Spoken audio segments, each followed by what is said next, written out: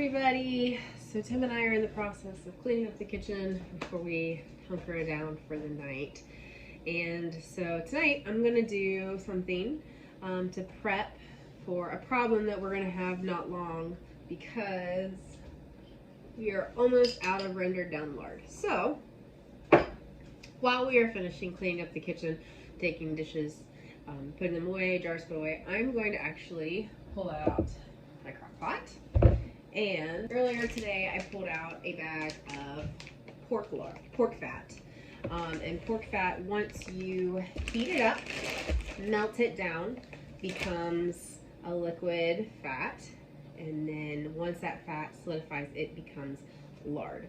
So lard is just rendered down pig fat. So there's a couple of different ways you can render down lard. Some people will grind it up.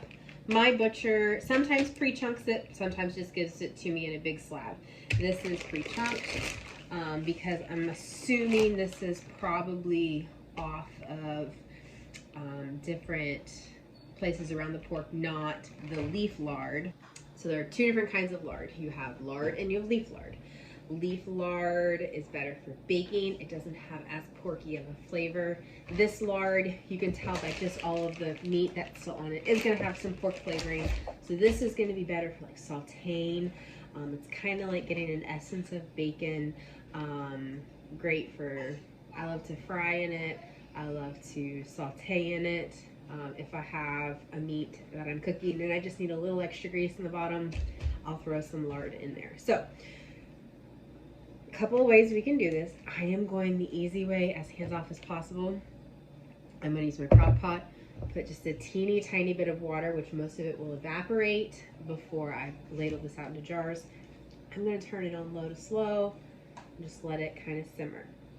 And then I'll catch up with you guys tomorrow to show you how I handle it once it's started to render down. So we raise Gloucester Old Spots, which is more of a lard pig than a bacon pig. Generally,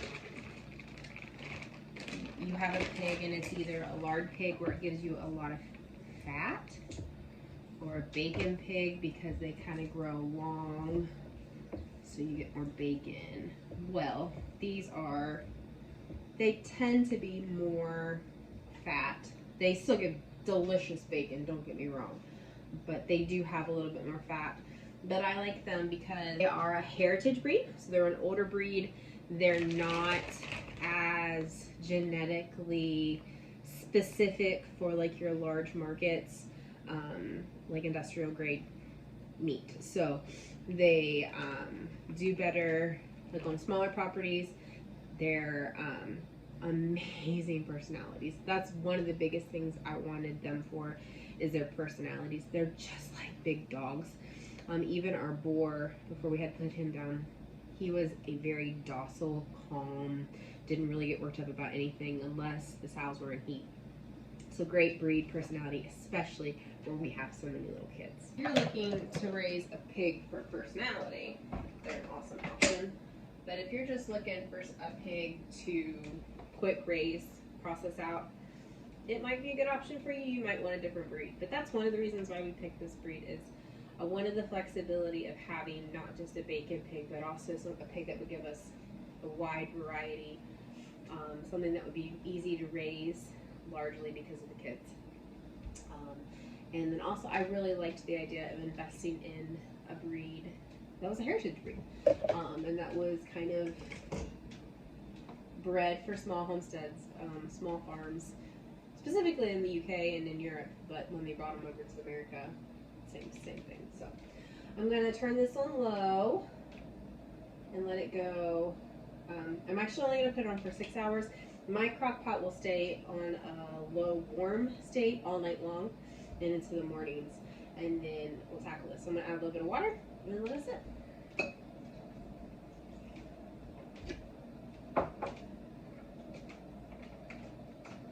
You're going to be in the kitchen puttering all night or all day, and you started this like say in the morning. You could just throw this in a stock pot on the stove on like a 2 to 4 low. You don't want it to boil, you just want it to render down and to melt. Stick it on the stove for all day, and as it starts to render, you can actually take a ladle it out, stick it straight into the jar, which is what we'll end up doing tomorrow with that in the crock pot. But because I just want to do something, January is a big rest month for us, but I still want to do something, get things moving in and out of the freezer, prep for February where we won't be going to the grocery store if at all possible. So this just kind of sets us up for a little bit more success, because I think I only have 1 quart of lard downstairs rendered, and I have several bags of lard in the freezer. So we'll go ahead and get a head start with this. All right, so it is the next morning, and this has been rendering low on basically warm for the last several hours. And you can see there's kind of like a fatty, greasy solution in there, and that's the liquid lard. And then you've got more of the fat that still needs rendered down. And what we'll do is I'm gonna ladle out the lard into a mason jar. Now, I would suggest, if you have a man who's going to be cooking, or even a woman who's cooking, and they have a lot larger hands, I wouldn't suggest doing anything larger than a quart, and I would not suggest a smallmouth quart for this, because it gets really hard, because the lard will harden into a solid, similar to like a coconut oil. It'll be hard like a butter too. It won't be liquid like a olive oil or avocado oil. So getting in there, if you have a larger hand, can be challenging. So like, if it's just, if it's just you primarily that are cooking and you have a smaller hand, you could go as big as like a pickle jar or whatever the biggest jar you can find. But I find, because Tim does cook sometimes for me in the family, and he has a very large hand, he struggles to get his hand into a pickle jar. So I opt for just the large smallmouth, or the large quart mason jar. I have a helper this morning, and he is having a really rough morning. So I apologize if we need to pause, or if we have a little bit of some breakdowns this morning. But what I'm going to do, Nathan, right? Is this what Mommy's going to do? Is this what Mommy's going to do? Mm-hmm. Yeah. So Mommy's going to take a strainer and stick it in, and I like to filter the lard to get any of the little bits of pork that might still be floating around, so that it's a pure one. It'll last longer without the bits of meat in it. So we're going to take this, and we'll just go over here, scoop it, pour it, filter it, and that's how we're going to get our lard prepped to put it in the fridge. So what we're going to do? Yeah. See, that's what we're going to do.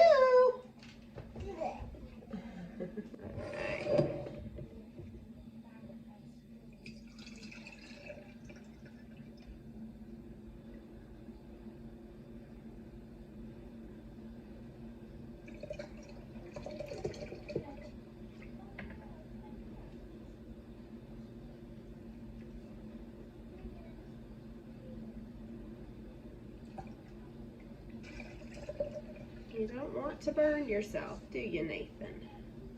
Yeah. So we don't want to burn ourselves. You're being very patient. Thank you. I know, it's hard when Mommy's trying to do something, isn't it? Alright, so that is easily 2 quarts of lard rendered down. Alright, so this is what we have left after we pulled out the 2 quarts of lard. Now you can see there is starting to be a little bit more meat looking stuff, and so throughout the day I'll be pretty diligent to go ahead and pull out whatever has rendered down so that it doesn't start getting a pork flavor, because the longer this cooks, basically it's like a low fry or a low boil, and we don't really want our lard to taste super porky, like cooked pork, and so I will be diligent to be pulling off the lard throughout the day as I walk by, and I'll see a nice thick layer on top. I'll scoop it out, filter it, and then keep going about whatever I was doing. So I'll keep you up to date throughout the day as we work on that. And I'm excited to see how much that 1 package of fat renders down for us. It's a couple hours later, and I came through and ladled out almost a quart more, and you can see as this cools, it becomes excuse me, I have hiccups. A really pretty white, and it becomes solid, so it doesn't pour out. But that's what we're looking for. So we're gonna wait a little bit long. My goodness, excuse me. Wait a little longer and see how much more we get off of this. We are a couple days at the end of this process because yesterday was just a blur. We had lots of activities and things that we were doing. So today I am finishing up the lard. I actually have gotten a gallon of beautiful lard and then a little bit of lard that's still cooling. And this will be a little bit more porky because it has been sitting in the meat bits a little bit longer. But I'm very excited to store this. So you have a couple of options on storing lard. Some people are super comfortable with just keeping it on the shelf, on the countertop. And a lot of people, especially if you get enough of the water and the meat out of it, it'll render and it'll sit there for a long period of time. Our house fluctuates in temperature. So I don't normally opt to store like all of the jars of lard on our counter. My solutions for our family in our home is one, I'll can it, which I only have 4 jars, so that's not worth putting a full pressure canner through because this is a pressure canner product. It's not a water bath product. So I can either freeze it or stick it in the fridge. And so we are not in milk right now. Our cow is not in milk. So we have plenty of space in our fridge right now.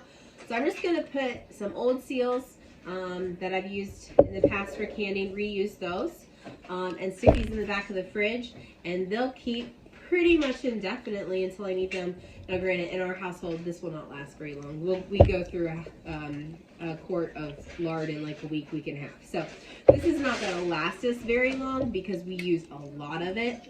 So it'll keep in the back of the fridge easy peasy. So I'm very, very excited about this. Now, if you have not gotten a pig, or you can do this with cow fat and use it for tallow or duck fat or even chicken fat, my suggestion is call up your local butcher, call up your local processor, and see if they happen to have any sitting in their freezer. Because a lot of times, even for me, the people who buy pigs from us don't always want the fat. They haven't quite gotten onto that portion of the whole half pig thing, which hopefully will change because this is super high quality pork when it's raised outside where it can get sun and it can get vegetation and it has a good quality of feed. This is some of the highest vitamin D that you can get that your body will absorb naturally. And so we really value this, especially in the winter. We're dealing with lots of cloudy days. The sun is not out full like we're used to. We're inside a lot more. So this is a huge source of vitamin D for our family. This is super important. Did you get it out? Yeah. The kids are eating a snack. He's going to show you his muffin. Yeah, yummy. Okay, you work on that and let mommy finish, okay? But it's a huge source of vitamin D for our family right now. Most West Virginians are deficient in vitamin D anyway, and we're not exclusive of that. We also generally run low on vitamin D. So this helps with that, along with other nutritional properties that the lard has. Plus, it's a byproduct of our pork, and so we're going to utilize it because it saves us money. It's delicious, and it's also good for you. So that's my challenge for you guys, to start somewhere. Maybe start with calling up your just a second, okay? Yeah. Okay, you work on your cider for mommy, okay? Yeah. Good, careful, sit down, it's hot. Good job. Call up your local processor if you've not been buying half of a hog or a whole hog and say, hey, question for you. Do you happen to have any pig fat sitting around? Any cow fat sitting around? See if they have any and start rendering down your own lard. That's my challenge. So we'll see you guys in the next video. Hope you guys are handling this winter well. And thanks for watching. Bye. Bye.